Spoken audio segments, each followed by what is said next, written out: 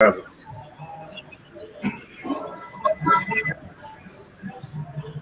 and welcome to this latest installment of Under Construction. I'm your host for today, Jamal, the Angry Black Fan Darby.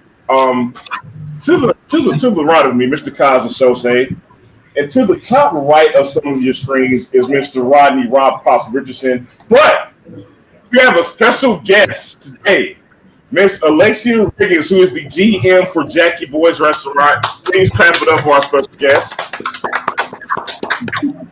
Alexia, how are you today? I'm great. How are you guys doing? We are really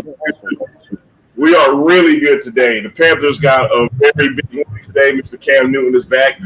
But before we get to that, we want to get to the reason why Ms. Riggins is here today. Why don't you tell us a little about how me and you met and why you're here today? So I actually got referred to Jamal by one of our guests who comes in here and hangs out and eats and watches Hornets games with us all the time. I am a born and raised Charlottean. I've been here all my life. I'm a huge Hornets fan, huge Carolina fan.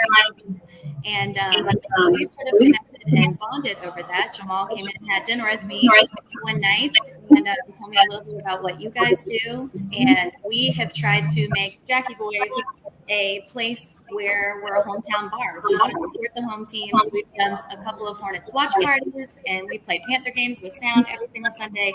So, on a small, I think everybody here in Charlotte, sometimes we get a bad rap for fan bases. And the only way that you're going to change the culture, you cannot change from the top. It changes from the roots up. So here in this neighborhood, we're trying to make this a place where Hornets fans can feel at home, Panther fans can feel at home. I'm really passionate about it. So that's how we connected and how we sort of bonded and why I'm here today. I'm absolutely excited about this upcoming Saturday. We are hosting our very first watch party, the Charlotte Hornets versus the Atlanta Hawks. That is Saturday at 7:30 p.m. Tell all your friends, tell your mama, tell your aunt, tell your grandma, tell everybody to come out to Jackie Boys Bar and Grill. All right, it's going to be a really good time. Alexia, can you kind of just, I don't know, me and you were on the same page when we met as far as like Charlotte fandom. You've already spoken to it a little bit today, but just kind of go over like, how do you feel like, why is it so important to establish a hometown bar for real diehard Charlotte fans? Well, I think it's important because I think community is important. Just sort of on a psychological level as human beings, we look for that and crave that. And especially, I think that's one of the reasons that I love sports so much is because it brings people together. It connects people. And you're coming together with a common bond to pull for your team. And there's just really nothing like that. This afternoon with the Panthers on, we had a bar full. And just hearing people holler when Cam took the field, like that was the best feeling, being in one space with like-minded people who are pulling for your team, for your guy. And like I said, it's the best feeling.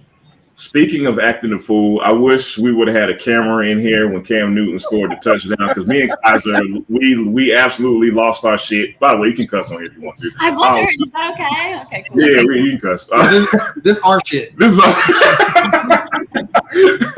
But we absolutely lost it when Cam scored, man. And it to me, it feels deeper than just football. We talk about a sense of community, man. Cam is obviously a huge part of this Charlotte community. Alexia, I don't know if you watched the game or not, man, but how you feeling about Cam Newton coming back to the Panthers? Since we're on the subject now, I just gotta. Hey! That's how I feel about it. Literally, not even to sound ridiculous, but the first time that he touched the ball, when he ran that touchdown, I was emotional, like holding back tears. Yeah, we get it. My whole body, like that's our guy, and the feeling. The Panthers have just felt like this empty, weird shell since he left, and just a sour taste in my mouth. The way that he left, the way that whole situation was handled, and this just felt like the sweetest moment of redemption. He was back, and he even did like the quarterback Wolfpack celebration. Like it was just like the old days. It was killer, and I was freaking out. Yeah. So, can you kind of tell us what to expect? Or not us, because I've already been there. But can you tell people who are coming to the watch party on Saturday what to expect, and what do you suggest? What is your favorite dish at Jackie Boy's? So Jackie Boys is great. It's laid back, bar food. It's a chill atmosphere. We've got like 13 TVs. Like I said, when we're featuring a game, we always have the sound on so that you can really get the full experience. I hate being in a bar and there's like music blasting during the Panthers game. So we always have the sound on. Menu-wise, we've got fantastic menus. We've got fantastic Phillies. Our owner really prides himself on serving fresh, delicious food. He was a chef for a long time, so he takes his food seriously. We don't serve a lot of frozen stuff. So to be a laid-back bar atmosphere, we really do have some excellent food. We've got 12 taps, and we also pride ourselves on keeping a lot of really great local options on tap.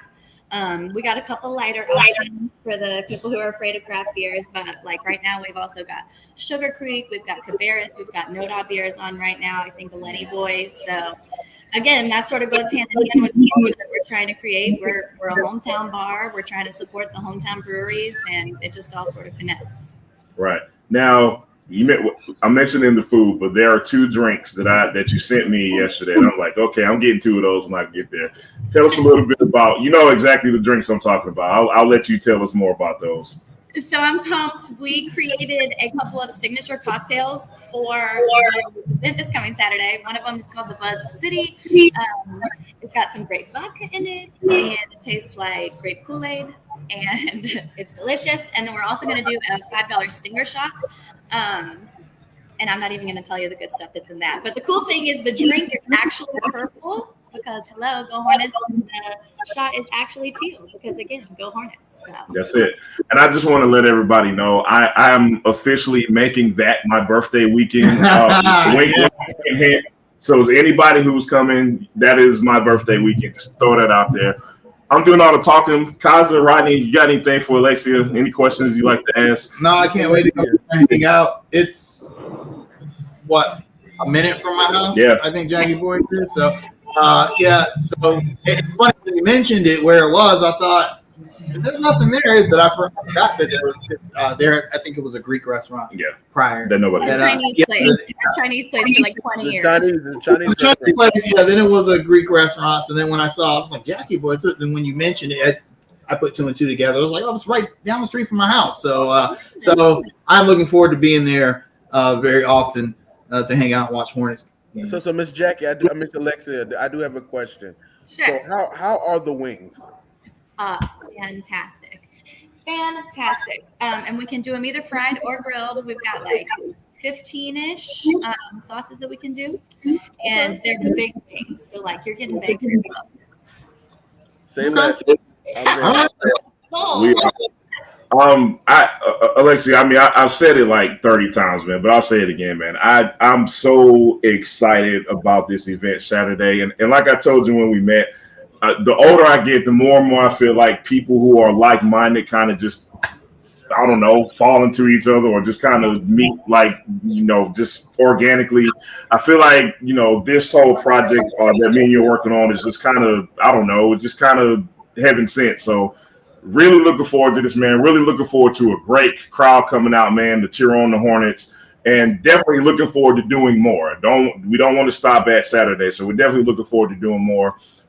We know you are a busy woman. We're not going to hold you, and we got to get to the podcast. So thank you so much for coming on the show today. We really appreciate it. Thank you so much. Thank you. It was a pleasure meeting you. See you Saturday. See you Saturday. Once again, y'all, Under Construction Watch Party, Hawks Hornets. Please be there, 7:30, November 20th on Saturday. Thank y'all so much. Now we got to get to this game, man. Yeah.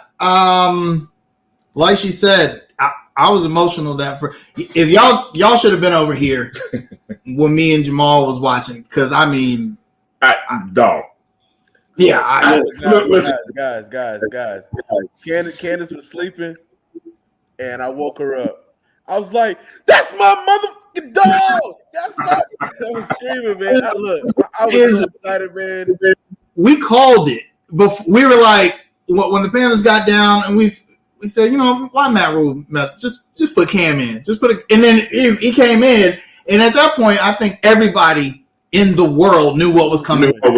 Yeah. And the Cardinals knew it. We knew it. Everybody knew it. And you still couldn't stop it. You cannot stop what was meant to be, man. Yeah, exactly. and the thing is, look, we were calling it, but weirdly enough, I wasn't expecting it. I didn't expect to see Cam at all. In the first quarter. I wasn't expecting that, man. Yeah. And I was telling Kaza, like, this is something we normally don't do, but we got to give Matt Rule credit today, man. I love the way Matt Rule used Cam today, man. And that first play was like a microcosm for the whole day, man. I think it set the tone because even though Kyler Murray and DeAndre Hopkins were out today, and that will be the narrative, and J.J. Watt didn't play on defense, but J.J. Watt is not the same J.J. Watt. Anyway. That Arizona defense is actually still really good. They're still 8-1 for a reason. Right. And I think that messed them up completely. Having Cam come in on 3rd and 2 instead of P.J. Walker or in 3rd short situations, now what do? You got McCaffrey back there and you got Cam back there. What do you do? And that messed them up all. The number of third downs that the Panthers converted on today. Let me see if I can find that number. But it was just ridiculous because they just couldn't stop it, even though they knew what was coming. You were either going to get Cam Newton or you're going to get Christian McCaffrey. Yeah, the Panthers were 7 for 15 on third down today. So guys, let me ask you a question. How big of an emotional lift was Cam Newton toward the team today? And look, man, this is the first time I've seen Robbie smile all year. I know, right? Rodney, I think you were here in spirit, man, because we were talking about that too, man. Robbie Anderson looked like a child on Christmas, dude. Yeah. Like that smile was like, oh my God, you're not Sam. Thank you. Yeah, I expect when he got that touchdown from Cam, I mean, you could just before the first snap, you could tell a difference in the team, even on defense, which is weird. But maybe not because that's the kind of person Cam Newton is. His influence. I mean, the defense made a big play. Who was the first person on the sideline to come dap him up? Cam. That's the quarterback. Cam is not just the offensive leader. Right. He was never that leader. He's the leader of the Carolina Panthers. And I think it was now Mullins Akbar says we was trashing Robbie like it wasn't Sam's fault. Robbie dropped the ball. Here's the thing, though. We're not gonna act like Robbie wasn't dropping them guineas. He led the league in drops. Period. And that wasn't all on Sam. So still, Robbie didn't get that many touches today. He had a few good plays. But the offense really didn't have to do all that much today because the defense was that dominant. But to answer your question, Rodney, man, I think Ray Charles could see the difference in everybody's body language today, man. Like, that defense came out jacked up, man. And I just think that culminated throughout the entire team, man. Like, yes. That sideline exploded just like we did in this house when Cam Newton scored that touchdown, man. Like, I think that dude's energy was absolutely infectious today, and I really do think it made a difference today, man. And not to mention, the Panthers were kind of desperate for a win anyway. You know what I mean? Right. Yeah. So having Cam come back on top of that, it made it even better. No one picked them to win this week. Right. Nobody, not even us. Now, granted, nobody really knew if Kyler Murray was going to play today. And when I saw that he was listed as inactive, I thought, we might get this one. But I didn't think it would be this dominant. This was still pretty dominant. Yeah, and I didn't think we'd see Cam, come in and score 2 touchdowns. And 2 touches. Yeah, and then walk off the field like okay. Guys, last week we were completely somber. Remember we said weeping and gnashing of teeth? Like, a whole week can change the whole feeling. Like, I fully did not expect to win last week. And, like, nobody expected Cam. And I expected the midget to play, but it's been. Hey, man, it's not politically correct, man. You can't say stuff like it's dwarf. It's dwarf. I expected the little person to play today, but he didn't. So I know the story is going to be about Cam today, but we got to talk about PJ. Yeah, you got to talk about Mr. Walker. Philip Walker, as they call him, Michael Strahan calls him. Is it Philip Walker Jr.? We guess so. He had a solid day. He didn't get any touchdowns. I wanted to see him get one, but he went 22 for 29 for 167 and a pick. Almost 2 picks. The first one was overturned off 2 poor decisions. But other than that, I felt like he had a solid game. Now, it's a lot easier when your defense is lights out like it was today. My only gripe with PJ was that he pressed the issues. He didn't want to take what the defense was giving him. Right. And on those 2 interceptions, he thought, I can make the play here. You know, he saw the single safety high, and he saw the heat come. He saw McCaffrey got pushed out of the way on the block, on the blitz, and he still thought, I can make it. And he didn't make it. He overthrew it, and he threw an interception. Those are things that would come with experience. Yeah. And but for the most part, I thought that even he played better than we would have seen Sam Darnold play. Despite the 2 turnovers, man, like on the contrast, like he made some very good throws today too, man. And for the most part, he actually controlled that offense, and he was in control of that offense most of the day, man. Now we gotta be fair. CMC was on fire today. I mean, look, man, that's gonna make anybody look good. He had 95 yards rushing, 66 receiving, 160 total. That's dumb. It's amazing how great 23 touches. It's amazing how CMC can make a quarterback look good, man. Yeah, he's trying to sneak back in the game. I'm glad they didn't let him. Right. He wanted that extra 5 rushing yards bad, you could tell. But, you know, I think the hamstring started to get sore, and the Panthers sat him for all the 4th quarter, thank God. Thank God, man, because the last thing you want to see is him go out like that, man. And it's funny that we're talking about CMC because, you know, let's just say Cam Newton wasn't signed this week. We should be over the moon that Christian McCaffrey is back.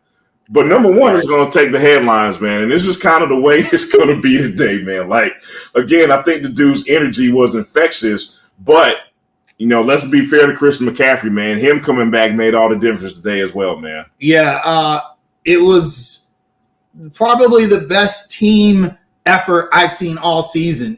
And that's even counting the 3 wins at the beginning of the season. Right. All phases of the game. Even special teams. All phases played really, really well. And I know the narrative is going to be that Kyler Murray and DeAndre Hopkins were out, and let's keep it a buck. That had a lot to do. With it. Because like I told you before we were on, man, like if Kyler Murray and DeAndre Hopkins play, it's a different game plan. Let's be fair. I don't think, Colt McCoy had a tough time. I will say that the Arizona offensive line did a good job of keeping him upright. Yeah. But I think the the Panthers secondary did a really good job of kind of like, okay, Colt, you're going to have to beat us throwing the ball. Right. You're going to have to. Right. And, they were able to pick him off and keep him mostly uncomfortable despite him only getting sacked twice. And he took that last sack he took. That was it for him. No mas. Yeah. No mas. He was done. He grabbed his shoulder and was like, all right, I'm out. I'm out of here. I'm out. Guys, can we talk about how Shaq Thompson has emerged? Like, it's ridiculous. It's like night and day from 2 years ago. Last season, we talked about how Shaq Thompson got to step up this year and be the man, the leader. We weren't expecting him to be Luke, but he had to, and he has been. Hey, and let me. I got to get some crow off my plate because there's some tasty crow that I have to eat on Shaq Thompson because I kind of question whether he could be a leader or not. I got to eat that crow because like. He's showing he is the leader on defense. Right. Well, hold up. Newsflash: the Hornets. Oh, I might have spoke too soon. I was gonna say about to not give up a 30-point first quarter. and look, the Warriors. Yeah.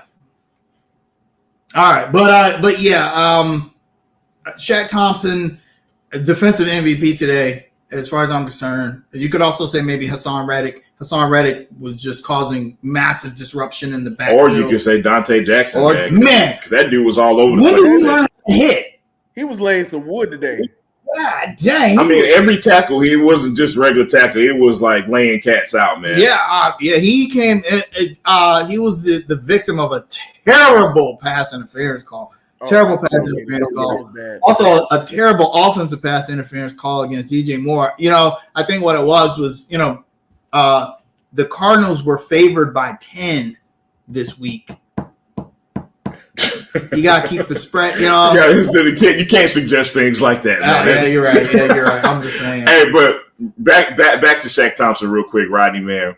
There was one play where he just sniffed out, and he said, "Here's the C gap. Yep, here it is. I'm coming through there." That was Colt McCoy's last play. After that, he said, "You know what? I'm done here. I'm finished." So, man, I can't say enough about Shaq Thompson today, man. And I think he was one of those guys who got a energy boost today too, man. It was 6 total tackles, 4 solo, a sack, and a tackle for loss. That's not a bad day, man. Not a bad day from your outside linebacker. But I mean, so many good defensive performances. Like I said, Hassan Reddick, Brian Burns didn't get a sack, but he was in there every play. Yeah. Almost got a strip fumble on a sack that Hassan Reddick ended up registering. Frankie Louvu only had 2 tackles, but I swear he was all over. That's my guy. And I'm gonna say this, man. Brian Burns is the leader of almost sacks in the league. Right. Yeah. He might not have had any tackles today, but dude was in McCoy's face the whole almost game. Every snap, man. I know, and I think that's one of the reasons why Hassan Reddick is having such a good season.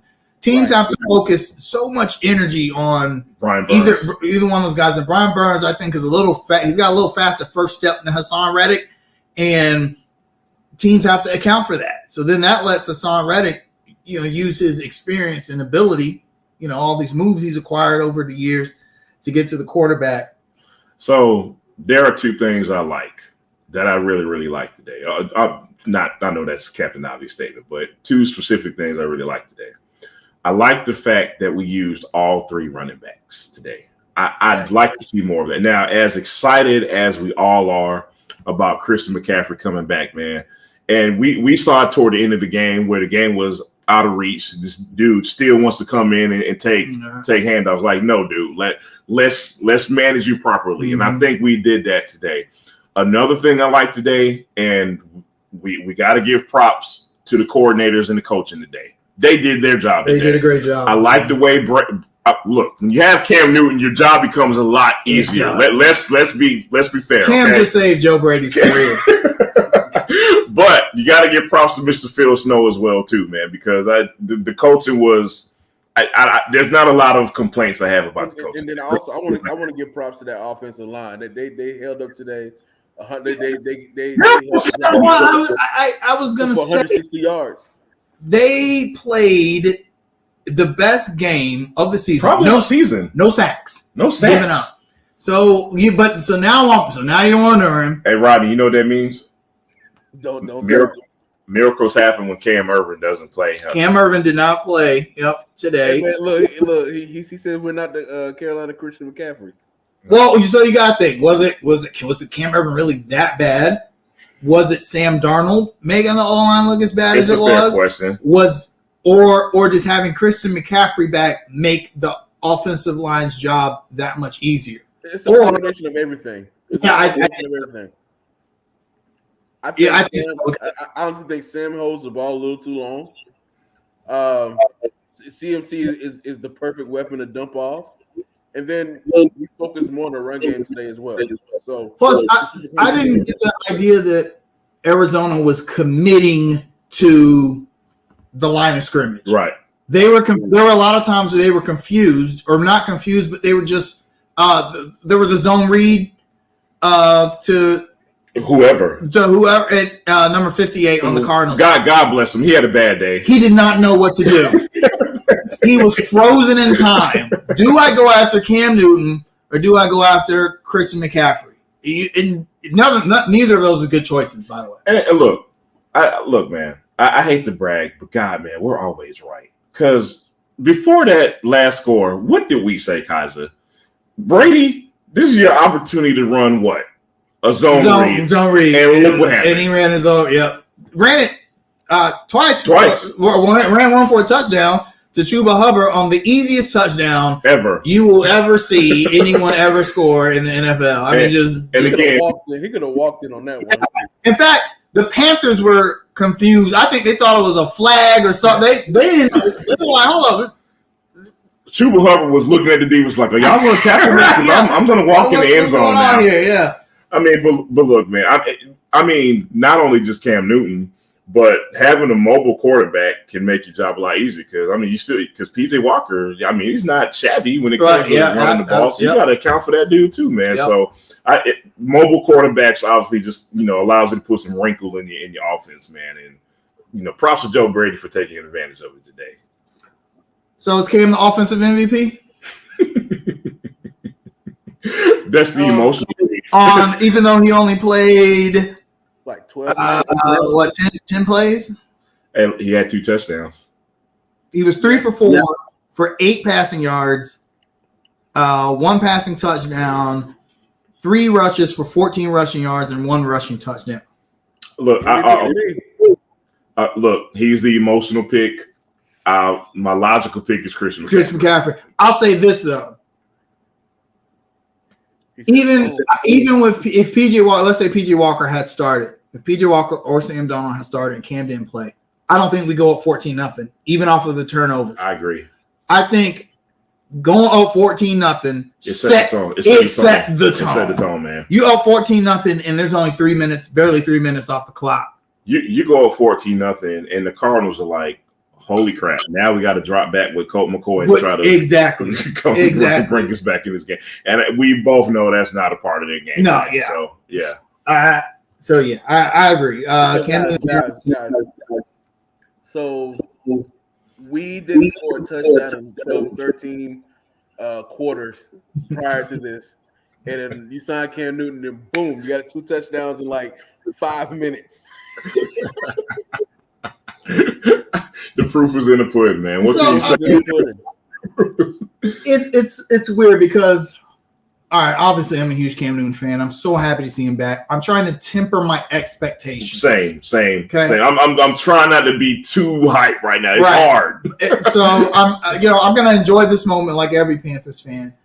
But the realist in me says, well, first of all, the Panthers schedule the next few weeks harder. Very winnable, and then it gets hard again. Yeah. Like the next 3 games are very winnable. And then we finish out the season with Bucs, Saints, Bucs. Yeah. That's not easy. That's not an easy stretch right there. So I'm thinking what's going to happen, and our brother, Jerry Valancourt, said, he did say, what's Cam going to yell when he throws his first interception? My question is, what are the fans going to yell? Right. When it happens, it's going to happen. Cam's going to have a bad play because every quarterback has a bad play. Nobody's perfect. And not to mention, man, his timing is going to be off, dude. He just got signed Thursday. His only incompletion today, only threw 4 passes, was a little behind DJ Moore. DJ had his hands on it, but it was a drop. And that was more, it was more Cam than DJ because the timing was a little bit off. Right. I suspect as the timing gets better, that will get better, but there's going to be some times where Cam throws a pick or just does something bad. Right. And then what's the narrative going to be? Is the honeymoon over at that point? I mean, the thing is, man, I hate to go here, but it's kind of necessary with this conversation. The haters are going to come out the first chance they get. Oh, yeah. That's going to always haters was out today. I mean, today. Cam's only done a few plays. I don't do. Man, shut up. So the thing is, I guess to answer your question, it won't be any different than any other time Cam Newton plays. Basically, it really won't, man. It's just there are some people who cannot wait for Cam Newton to fail or make the first mistake. It's going to happen, and we'll all just move on to the next play, man. That's it. So this is the saying: Cam Newton makes people stupid. You can't fight it. Along with Michael Jordan, but go ahead. You can't fight it. I mean, we just got to tune it out, man. Like, he's going to have bad plays, but we got the defense to actually kind of support the offense when the bad plays happen. Right. I don't think things are going to get as bad as the last few games with Sam Darnold, but it's going to happen. We just got to prepare for it. Question I have for y'all, man. Next week the Redskins are in town, man. No, football team. Who's the Redskins? I'm so sorry, y'all. It's gonna take me 5 more years to get used to that. Same here. Yeah. The Washington football team is in town next week.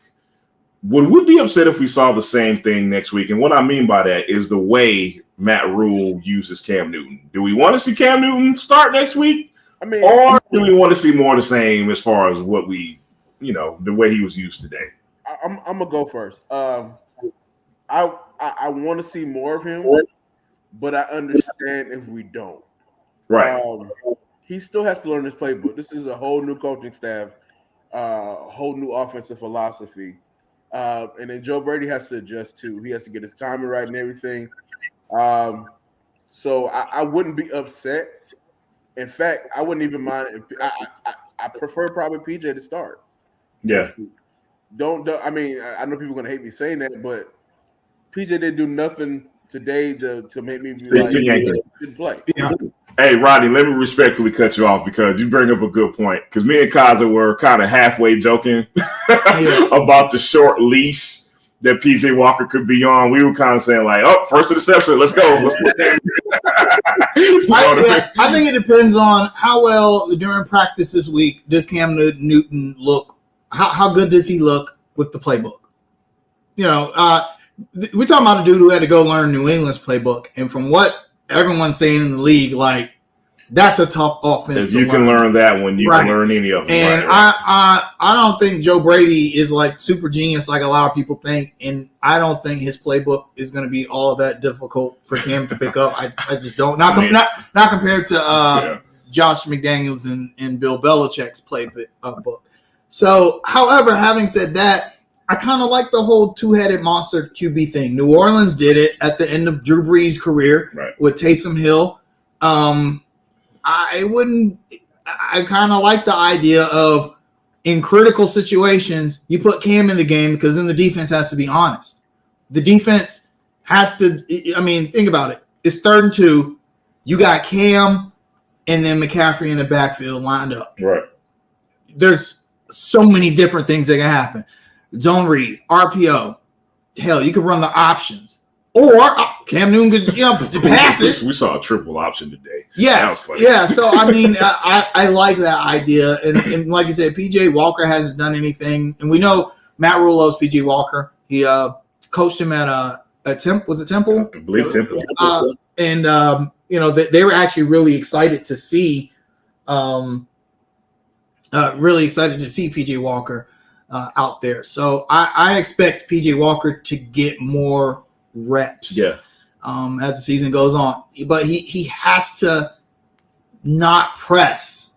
He can't do that. So you saw on that second interception. I love what Matt Rule did after that second interception. You saw he sat him down, and we don't know exactly what it said, but you can kind of tell he was like, "Look, man, take what you can get. Don't force these tight window throws." Especially with this O-line. That was the only time today the O-line really – and it wasn't really their fault. It was a blitz. McCaffrey. It's okay to take a sack. Yeah. It's okay to throw it away. And I was telling you, during the game, man, like sometimes when quarterbacks have arm talent and they have strong arms, they believe they can make any type of throw. Right. And I think PJ Walker's like that. So hopefully that'll come in time and growth, man. Someone did make a good point. Chase Young is out next week. That's I'll make things easier for our O-line. And in fact, Matt Rule may say, we don't have to play Cam with the starter reps next week because this is Washington football team. You never want to estimate anyone, especially a Ron Rivera coach team. But they're 2-6. 3-6 after beating up on the Bucs today. So you figure, especially with their best player, Chase Young out, you should be able to win that game. Got a question, man. And I don't know how prevalent this may be, but it's worth asking. So next week's game is at home. Cam Newton walks on that field the first time. Dog. How the crowd goes wild. But specifically, I want to ask, could that become a distraction for the team? No, I think they're going to feed out that energy. The distraction would have been this week. the media circus surrounding it. I mean, there was before it was speculation. Is Cam Newton's talking to the Panthers. Now Cam Newton's a Panther. And then now look, his first practice. And then to go in on the road against a good Cardinals defense. Yeah. I know, like we said, Kyler Murray was out. But I mean, they're 8-1. And you had to travel all the way to Glendale, Arizona to play them, and you dominate. Right. I don't think there's any distraction there. I think they're happy with Cam Newton. They were so happy. I felt like I actually feel bad for Sam Darnold and PJ Walker because it wasn't about them today. It was not. It wasn't going to be about them today. So happy to see Cam Newton today. You know, so guys, officially it'll be our first home game in 2 years. That's a true statement. I bet you the bankers won't be selling those tickets as fast this week. Look. Those tickets already tripled on Charlotte has a lot of Washington fans. Yeah, that because I was this was a Washington market before the fans got here. Yep. So, but I suspect the vault will be. It'll be rocking with blue and black. That's going to be a tough and place. A whole bunch of number one jerseys. Yep. Man. Public service announcement for anybody watching. For anyone feeling charitable, you know, maybe you have 3 tickets that you could donate to this podcast. Right. We'll happily take them off your hands. And I do mean donate because I cannot afford those expensive tickets. All right, let's do defensive MVP and pick for next week so we can talk about Buzz City. Yeah, man. Defensive MVP, I'm gonna go Shaq Thompson. Okay. My pick for next week. Offensive MVP. Christian McCaffrey. Okay. Next week I'm gonna go 24-14 Panthers. Okay. Rodney. Defensive MVP, I'm going Hassan Reddick. Okay. Offensive MVP Cam, just the emotion that he brought. And then next week, 27-20 Panthers. All right, defensive MVP. I'm actually gonna go Dante Jackson. I just simply like his energy today. Oh yeah, I'll leave it very simple. Offensive MVP. I'm you know what? Screw it. I'm going with the emotion pick. Cam Newton, 2 touchdowns, 2 touches. Yeah. He set the tone today. I'm not using my logic brain today. Pick for next week, man. I'll go 28-17 Panthers. All right. This is the start of a new era. Maybe we'll see. I'll say this: the Panthers could sneak into the playoffs. Right now, they sit in the 7th card. They sit in the 7th seed. And they sit there by themselves. They're not tied with anyone right now. I'm gonna say something to make you guys sad, but if we signed Cam like 5 weeks ago, stop it, man. Check this out. If the standings were to hold, because there's only one team with a bye week in the playoffs. I know where you're going with this. We would play Dallas 1. We would play the Dallas Cowboys in Dallas in the wild card round. I just want to – I know we don't pray on the show, but please, God, allow that to happen. Please, oh, my God. Look. If we beat Dallas in Dallas, I'm going to be insufferable. Let me say this. I know Cowboys fans don't listen. We all are. I know Cowboys fans don't listen to this podcast. But if you're a Cowboys fan and we do play Dallas in the playoffs in Dallas and we win, you have to move. Yeah. Don't let me find out what you're doing. Sell your house and move. Just leave. Just leave because it's going to be ugly. Real go to Georgia. Go to Texas. Somewhere else. I'm not in Charlotte, man. Speaking of ugly, right now, the Charlotte Hornets are beating the Golden State Warriors 39-43. I don't want to jinx it up. A lot of people wonder why we didn't wait till after the game to stream. That's because we have jobs and lives. And I do have to go to bed at a decent time tonight, so I'll go to work in the morning. So speaking of that, people who are on, we again, like Kaza said, we know we're on during the Hornets game, and we are actually watching the Hornets game. Yeah, Hornets game is playing in the background, and they look really, really good, actually. They've looked good the last 2 games after dropping a heartbreaker to the Lakers that they really should have won. They came back and have won 2 straight. and they look to continue that streak today against Golden State. But we got to talk about last week. Now, hopefully we can keep this up today, because if we beat Golden State, this will probably be the best Charlotte sports day like in a very, very long time. But I don't want to jinx it. So let's start with the week, fellas. We start with the Los Angeles Clippers game last Sunday. A game that was competitive for like 3 3/4. Yeah, and just fell apart in the fourth quarter. We just fell apart. I think 22-0. 22-0 run, right? But that was after we had gone on a big run ourselves. Just a real back and forth game. Weary legs. At that point, the Hornets had played. That was their third game of the road trip, and they had lost 3 in a row. I just think that they just didn't have a lot left in the tank. That Kings game took a lot out of them, because they didn't give up. Right. Till they didn't give up till about 6 minutes left in the fourth quarter, and I just think that it come the fourth quarter, they just didn't have a lot.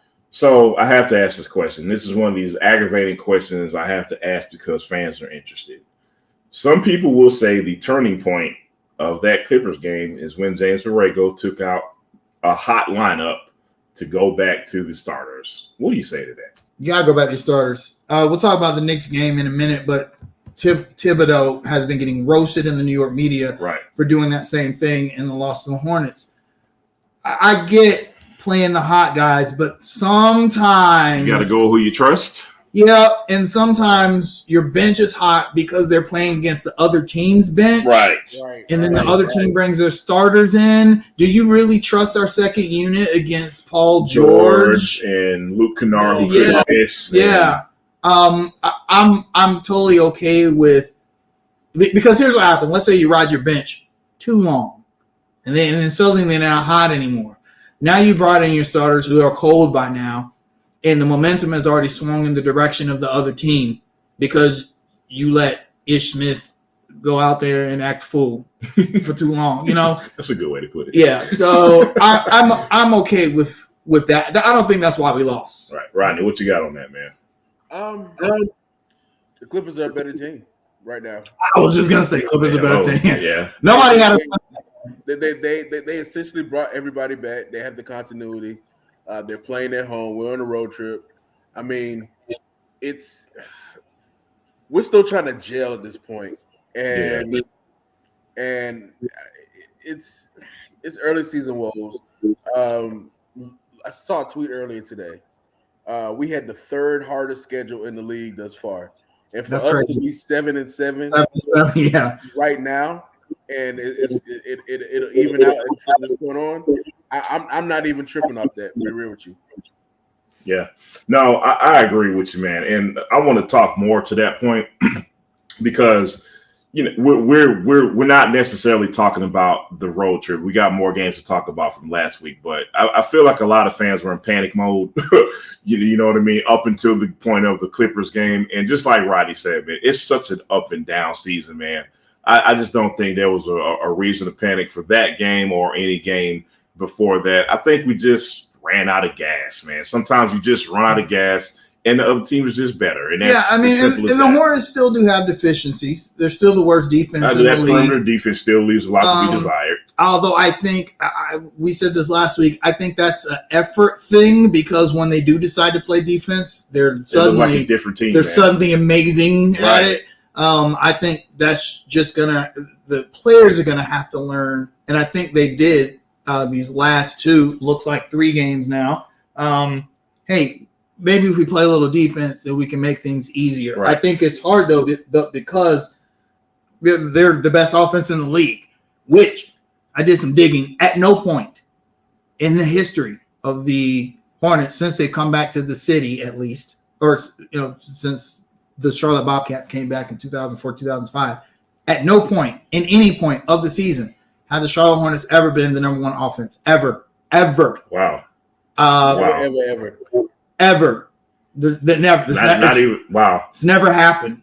The highest they've ever been was 11, and that was the last time they made the playoffs. That Kemba Walker, Jeremy Lin, Al Jefferson team. That was number 11. They've never been number 1. So I think they get a little enamored with that because they feel like they can outscore anybody. Also, shoot everybody. Also, they are, y'all ready for this? Number 1 in the league in what's that? What's that I'm about to say? Number 1 in the league in rebound, 3-point shooting. Wow. Never has that happened. Now that happened once before. Del Curry, Glenn Rice. In fact, that is the NBA record. That team that was 96, 97.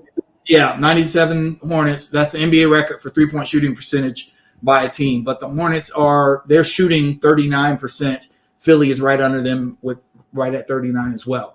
Wow. So you got offensively, the Hornets are set. So listen. The concept is so easy on this. Just play defense. Just play defense. That's it. You play defense, you're in the playoffs. That's really it. I mean, now the concept in saying it is easy. Executing it is a whole nother story. Also, you do have to sacrifice some of your offense if you play better defense. Right. And we've seen that. We saw that against the Knicks and the Grizzlies. Speaking of that, I mean to cut you off. No, you good. But you bring up a good point. And this is something I've been meaning to bring up but haven't done. And to get to your point, man, the pace of the game can sometimes be a disadvantage of the Hornets, I think. Mm-hmm.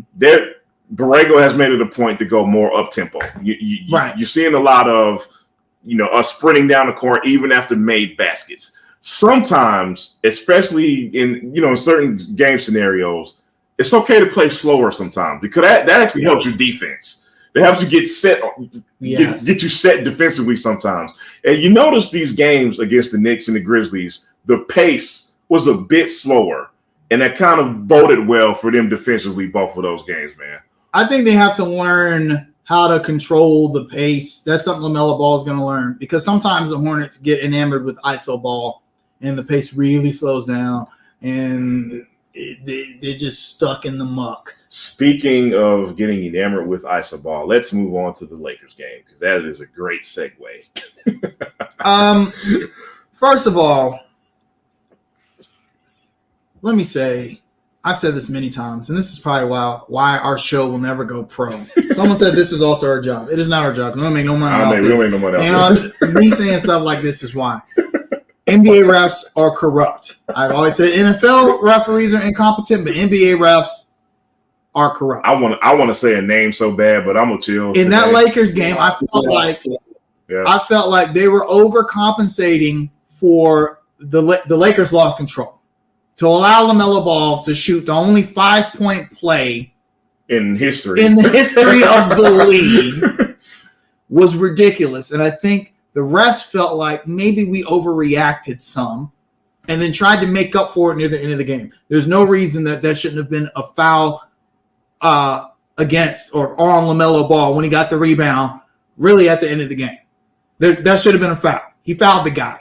Timeout be damned. He fouled the guy. He fouled LaMelo Ball. Right. LaMelo Ball should have shot 2 free throws on the Hornets win, but instead they swallowed their whistles, which for a team that's playing on a road trip, on a West Coast road trip, going to overtime just does not bode well for them. Having said that, I felt like the Hornets got too enamored with hero ball against the Lakers. Right. Because Carmelo Anthony had decided. Had throwback night. Right. He decided, I'm going to play hero ball here. And he put 26 on him. So I think the Hornets were like, well, we're going to do that too. It didn't quite work out. I just look. I respect I say this respectfully. I cannot wait till Carmelo Anthony retires. The day he retires, I'm going to throw a parade because that dude has been a Bobcats Hornets killer since the Bobcats came here. And but props to him, man. He did what he needed to do. But like you were saying, man, we got way too enamored with playing hero ball, and every time we lose, what do we say first? The center, the defense. But I think if we would have played with more cohesiveness mainly in overtime of that game, it could have came out better. Now, the missed call on LaMelo Ball is one thing. I'm trying not to mention that again, but I think we could have saw a different outcome if we would have just kind of stuck to the offense in overtime. Yeah, plus, no one thought we were going to beat the Lakers. So for us to go in and have a competitive game against them, I think it's not a bad loss. It's not a loss you get mad at. You know, right. you would think, man, LeBron's not playing. This is our chance. Russell Westbrook is playing terribly. This is our chance. And they did have a chance, but it just, only lose by 3 in overtime to the Lakers, I think, shows a lot of growth. There's no such thing as moral victories, in my opinion, but it does show growth with the Hornets. However, what also shows growth is they were able to bounce back with 2 wins against 2 tough teams. Yeah. Teams those were games that you thought, Hornets could lose those, and they did not. Beating the Grizzlies 118-108, and that was a get-back game because the Grizzlies blew the Hornets out by 60 in the preseason. And that was Dallas. Oh, was that Dallas? That was Dallas. You're right. Yeah. But everyone thought Ja Morant gonna show out. Now it looked like he was about to. Actually, the reason wait, Rodney. Rodney said it. That first quarter was woo. It was, but you know what? When a lot of times when players start off like that in the first quarter, how often do they carry it throughout the game? Why? Because you make an adjustment, and the Hornets made an adjustment. Wait, time out. But I thought our coach JB doesn't make adjustments. JB doesn't make adjustments. You can't say that. My mistake. Ja Morant just forgot how to play basketball. Done with the 3 quarters. My mistake. I just remember in the preseason when everyone was talking about that loss to Dallas, Ja Morant made the comment, I'm gonna play hard every game. Right. Preseason. Right. So, all right, hey, I feel you. You want to come out and show what you got? Right. Didn't quite work out. In fact, we found out Memphis is the Memphis Ja Morants. Because nobody else showed up. Nobody else showed up, man. I want to be fair, and I'm not trying to be overly critical of the Hornets when I say this, but I feel like the Grizzlies missed a lot of shots. I think Bane went 1 for 10. I thought our perimeter defense was a little better, but I also think the Grizzlies kind of let us off the hook by not shooting the ball very well. But guys, we are forgetting one very key point in this Hornets-Grizzlies game. Kelly Oubre. Boy. 37 points off the bench, a Hornets record. Let's talk about record. Hornets bench. Question. Who's record? Malik Monk's. Oh, Malik Monk's. Hey, I'm going to oblige. Wait. Time out. Because somebody just asked. Yeah, I'm going to oblige Shife here. He said, who's better, Monk or Oubre? So, I think we just... I'm going to give an objective answer here. Okay? I think they both provide the same thing off the bench. Okay? When Malik was on his game, he could give you that big jump off the bench, microwave kind of score. Right. Also, he was Oubre streaky like Monk was. Yeah. Here's the difference. Y'all know what I'm about to say. I already know what you're about to say. Kelly Oubre is a far superior defender than Malik Monk. Yep. In fact, I still think that's why the Hornets started off the season hot, because Oubre was starting instead of Terry Rozier, and teams' backcourts were having a real tough time trying to figure out how to get past him, long arms and LaMelo Ball and Kelly Oubre. Right. Whereas then Rozier comes back in. Rozier's not quite as good a defender. He makes up for it in scoring. He's not as long. That's the main difference in Malik Monk and Kelly Oubre, and that's why we don't really miss what Malik Monk brought to the team, because Kelly Oubre can replicate that and he can play defense. Yeah. I especially like the game from Oubre because he had been struggling the last 3 or 4 games prior to that point. And I like Oubre because Oubre, he has a little dog in him, man. Like when he's engaged, he's a very competitive. When he hit that 3 against the Knicks and he blew a kiss to the Knicks bench, I must have rewound that about 30 times because they were salty. Boy, the Knicks were salty. Look, man, Julius Randle choked at that line, bro. Boy. 3 straight misses. So look, while we're here, let's go to this Knicks game, man. How many? Okay, I know y'all have been a Hornets fan since day one, like me. How many times can you remember multiple regular season games feeling like playoff games? Because that Boston game and the Knicks game, crowd was rowdy. It was electric, man. Now I was watching on TV, and I could feel through the TV like, yo, it's kind of crazy. Hey, look, man, you got rowdy New York transplant coming. It's Friday night. You know what I mean? Like you got Kemba Walker coming back home, man. Like, it was just a recipe for like a playoff intensity. He had a dunk contest. He had a dunk contest in the middle of the game.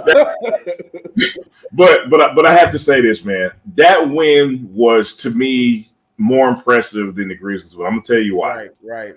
That is the type of game I like to see the Hornets win. Those gritty, tough, let's figure something out games. Right.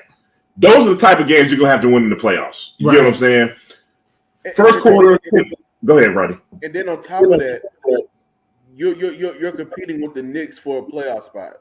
Right. So every game that you play against the Knicks, Boston, Miami, Toronto, all those games matter.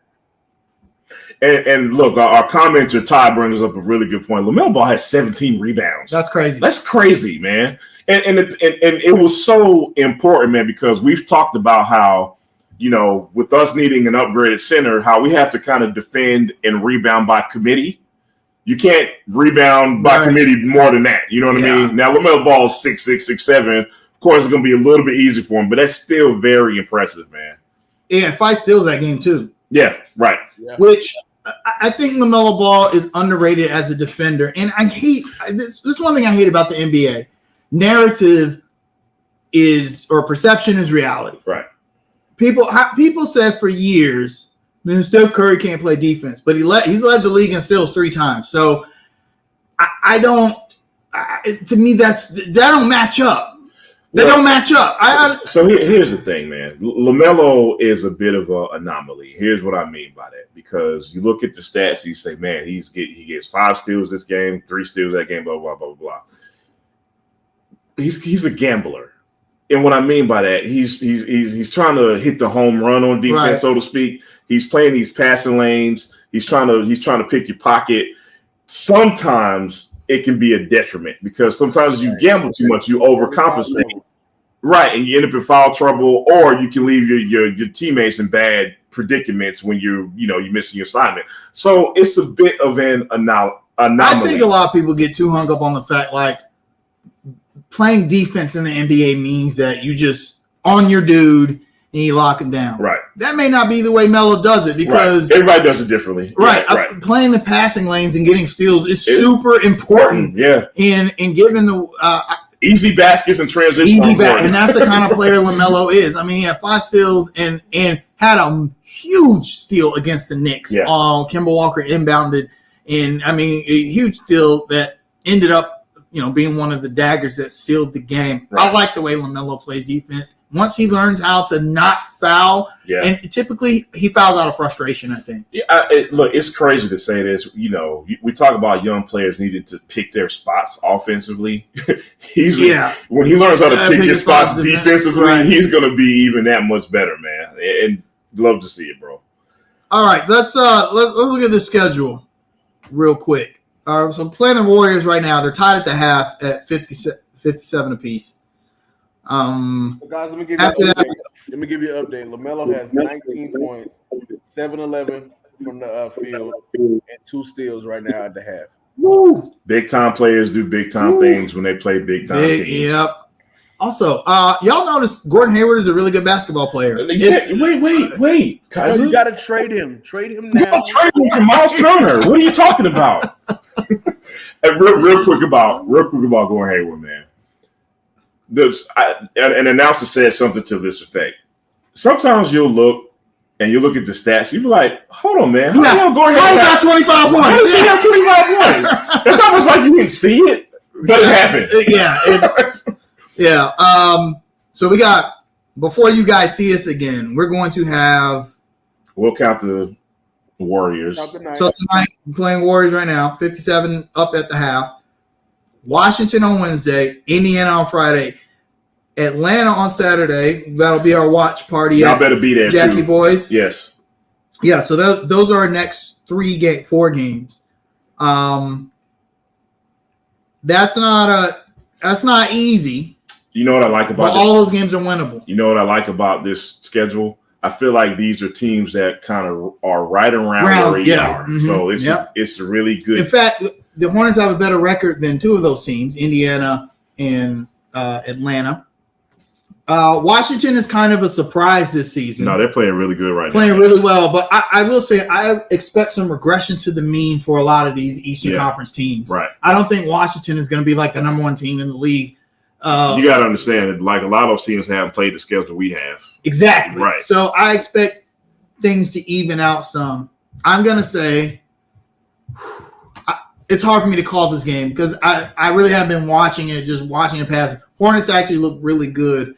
They may sneak one out at home. I'm going to say they win. I'm going to say we beat Washington. If we win tonight, I'm going 3-1. Yeah. If. Asterisk. You know what? Fuck it. I feel good after today. Look, hey, let's just be homers today. Yeah. I think they lose one of these games. I think they lose to Atlanta. No, man. I'm thinking 2-2. Can't lose to Atlanta Saturday. I know. Something's up with Atlanta this season. They're not as good as they were last season. I don't know why. Yeah. But Indiana doesn't like us. They don't like us. I say we lose to Indiana. Yeah, I think Indiana wants some get back. But they want some get back for the first game of the season. Sabonis feels like he can come out and score 50 if you want to. Yeah, that might be the one. Rodney, what you got, man?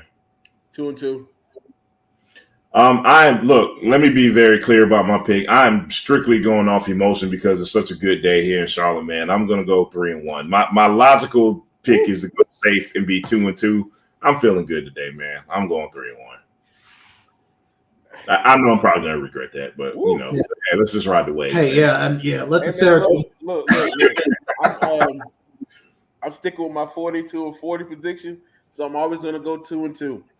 I got you, man. That's fine. Yeah, I mean the Hornets 500. They're right to me. They're right where they need to be. They're right where they want to be right now. I said 44-38, 6 games over. I think they're right around there. Yeah. I get that's going to lead me to my shout out because so far this week, so the Hurricanes won Friday. The Panthers won today. I think the Tar Heels won yesterday. Tar Heels won yesterday, and the Lewis Hamilton won in Brazil today. That's black excellence. Right there, F1 greatest F1 driver of all time.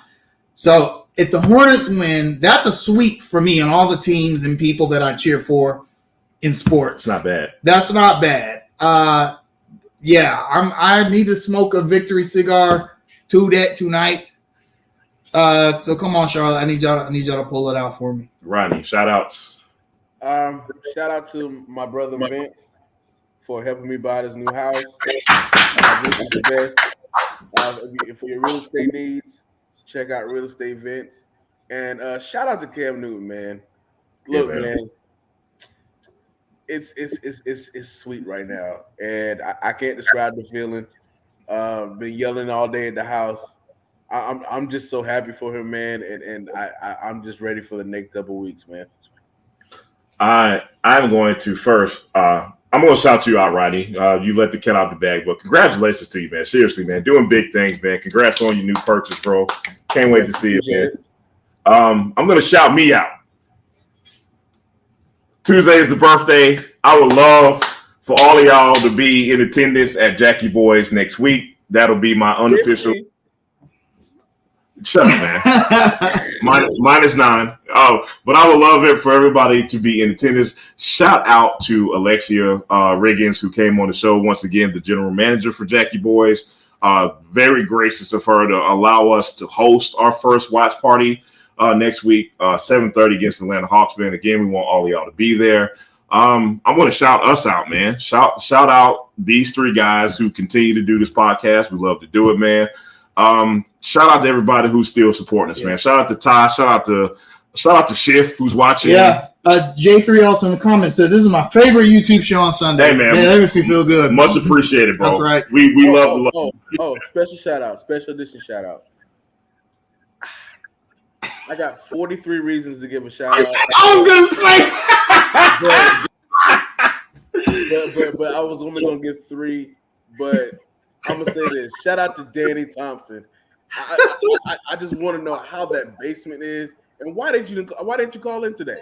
Hey, Danny, we were looking for your phone call Yeah, I today, didn't man. see it. Wait, let me check. I thought your maybe phone, I missed. man. Yeah, maybe. No, I don't see a comments. missed call on the Google voicemail, man. So No, yeah. yeah, no. Hey, Mullen, no angry black fan today. It's happy black fan today. That's right, Man. It's good times around here. Even the Hornets couldn't, Yeah, right. Even if we drop this one, it's still a good day, man. I'll take it. Danny, Yeah, call in right now. Danny, go ahead and call him and tell us about the Falcons today, because you seem to want to do that every other week. Yeah, we're gonna end the broadcast right about now. Yeah, thank y'all. Hopefully, Thank y'all, man. We'll see y'all Saturday. Yeah, man. Maybe we'll do a special surprise short broadcast. We'll try to work it out. From Jackie Boy's Bar and Grill. But yeah, man. You guys be safe. Rodney, peace to you, bro. Peace, y'all. Peace out.